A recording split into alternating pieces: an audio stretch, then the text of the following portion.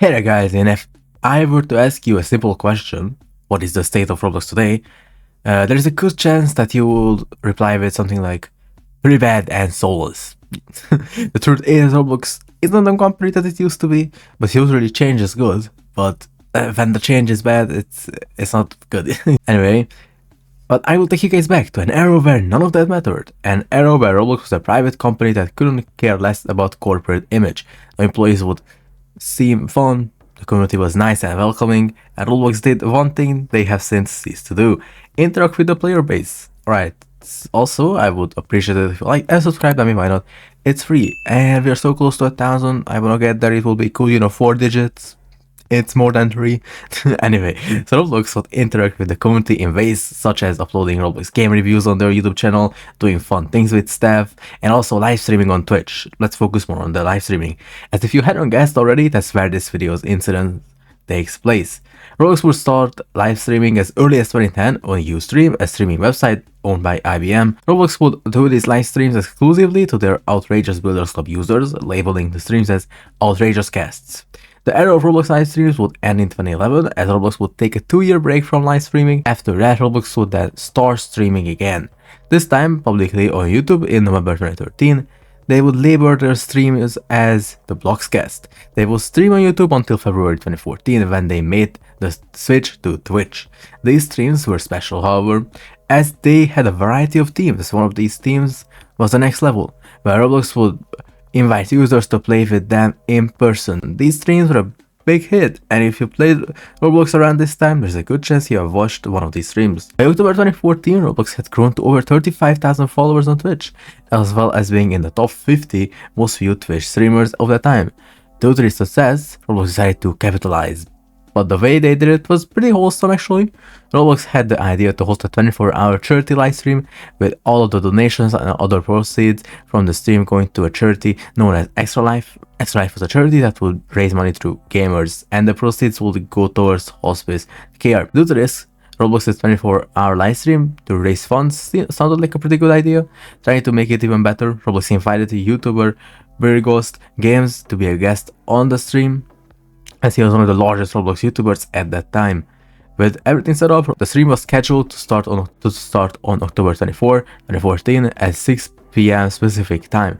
So far, the stream premise seemed pretty good. Roblox seemed to have everything planned out pretty well. The only problem was the fact that there was a history of screw-ups during the Roblox live streams. One time during the stream, one of the hosts, Bright Eyes, who you may know as the wife of Redletsky and a former long-time Roblox admin, let a cursor slip. Let's roll the clip.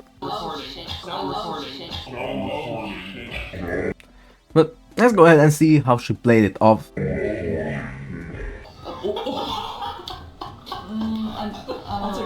There was also another incident where some troll on Wheel of Fortune spelled out some curse words, causing the stream's host to leave the game. But the Roblox staff could avoid this during the stream if they tried their best to avoid screw-ups, so it appeared that the problem would be out of the way. And so with all of that said and done, Roblox will begin their 24-hour live stream at 6 PM. Not much is known about what happened during the stream besides the incident. Ghost, among the other guests, would come on stream, most of which being popular game developers. 24 hours would go by, and at 6 PM the following day the stream would come to a close. At least that's what people thought. The stream was struck on a pause screen for around 1 minute, and then it would briefly cut to the staff, and then the stream would cut to a black screen, but with the microphone still turned on. It was sort of like those clickbait videos that you see on YouTube of certain YouTubers forgetting to turn off their stream, 10 YouTubers that forgot to stop recording, brackets emotional.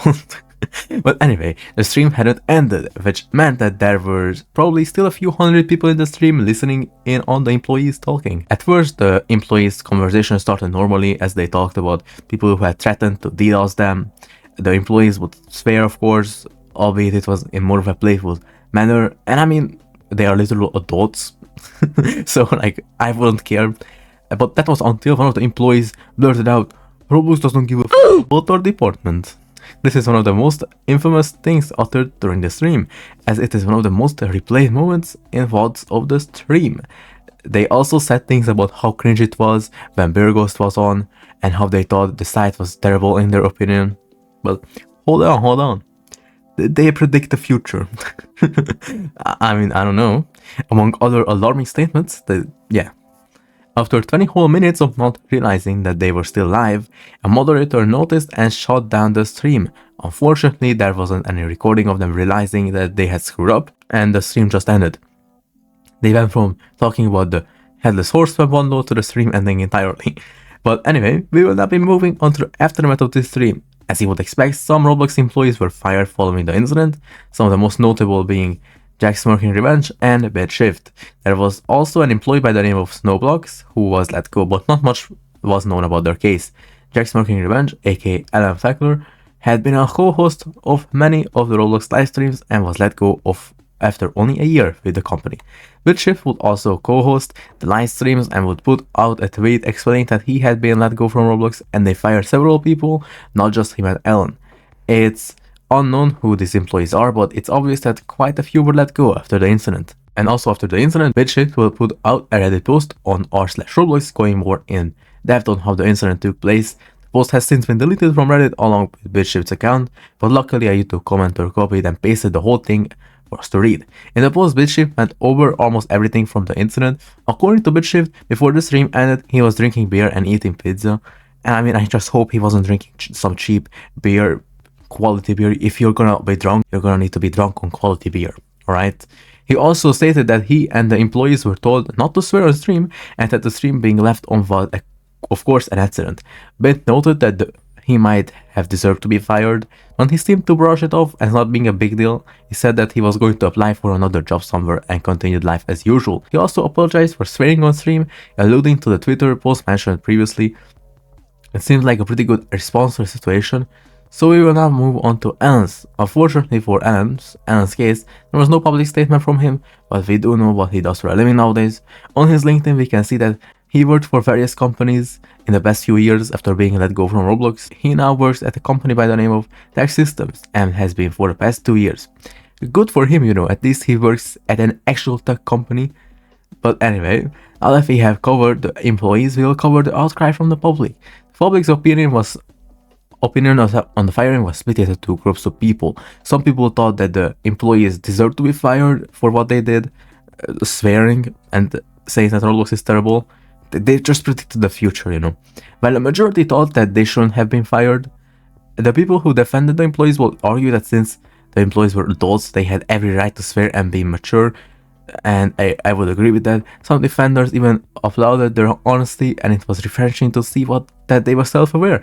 But the people who thought otherwise brought up the fact that it was foolish of the employees to swear in front of hundreds of kids and that bad-mouthing their company was pitiful. But overall, it seemed like more people were against Roblox than people siding with them. As you can imagine, this didn't turn out very well for Roblox. People began boycotting Roblox's streams, spamming the chat with requests to bring back Ellen. Their viewers also dropped by a bit, and the incident became widespread throughout the Roblox community. People began uploading recordings of the infamous stream, and some of which gathered a lot of traction. Roblox saw how much bad publicity the whole issue had gotten and would go on to do some damage control. They began issuing copyright takedowns to these uploaders. They also apparently deleted forum posts relating to the matter, showing that they were trying hard to sweep everything under the rug. While you may think Roblox issuing copyright takedowns was cowardly of them, it was technically legal as the re-uploads didn't fall under the fair use. Despite this, there are still a handful of recordings available on YouTube of the incident. So anyway, that was all about that. My personal input on this is who cares that this for? So yeah, anyway, thanks for watching and I will see you guys in the next one. Bye.